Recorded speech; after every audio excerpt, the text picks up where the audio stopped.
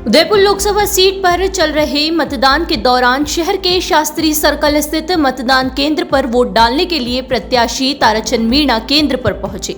केंद्र पर मीणा ने वोट करने के बाद पत्रकारों से बातचीत करते हुए कहा कि लोकतंत्र के इस महापर्व में सभी को अपने मत का प्रयोग करना चाहिए। उन्होंने ये भी कहा कि पहले चरण के मतदान के बनिस्बत दूसरे चरण के मतदान में लोगों में भारी उत्साह है। उन्होंने ये भी कहा कि वह राजनीति में काम करने को तैयार है और मौका मिलता है तो 5 साल के कार्यकाल में 25 साल के काम करके दिखाएंगे।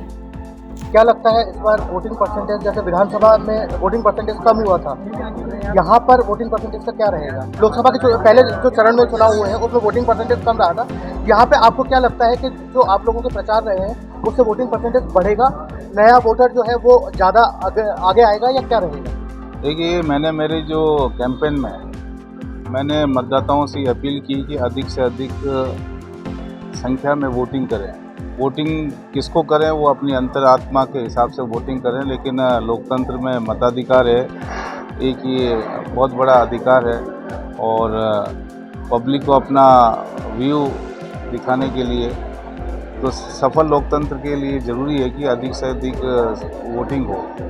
तो irrespective of any party politics या मेरे पक्ष में मतदान किए उसके बिना भी मैंने ये बोला है कि वोटिंग अधिक करें और मैं समझता हूँ कि प्रथम चरण की तुलना में ज़्यादा वोटिंग द्वितीय चरण में होगी। कई जो चुनाव है वो आपने कराया कलेक्टर, उसके बाद आज एक कैंडिडेट बनकर आप जो है अपने मत का प्रयोग करने के लिए क्या फर्क देखते हैं? कोई विशेष फर्क नहीं है। ना तो मेरे कैंपेन के दौरान भी मुझसे ये क्वेश्चन पूछे गए थे और वोटिंग के लिए भी आज पूछे जा रहे हैं, क्योंकि जिस हिसाब से मेरी वर्किंग रही है, ग्रास रूट पर वर्किंग रही है, तो चाहे वो कलेक्टर की नौकरी के दौरान हो या कैंपेनिंग के दौरान है, मुझे बहुत कोई फ़र्क नज़र नहीं आया। एक बार बताइए, कलेक्टर जो ब्यूरोक्रेसी में रहते हुए आप ज़्यादा अच्छी तरीके से काम कर पाए हैं या एक राजनेता बन के आप अच्छा काम कर पाए? देखिए, कलेक्टर का एक टेन्योर था, वो एक शॉर्ट टेन्योर था 1.5 साल का, क्योंकि किसी भी डिस्ट्रिक्ट को समझने में 2-3 महीने तो वैसे भी लग जाते हैं और टेन्योर शॉर्ट रहता है। लेकिन राजनीति में 5 साल का अगर मौका मिलता है तो मैं समझता हूँ इसमें मैं 25 साल का काम करने के लिए मेरी कैपेसिटी है और मैं वो काम करके दिखाऊंगा।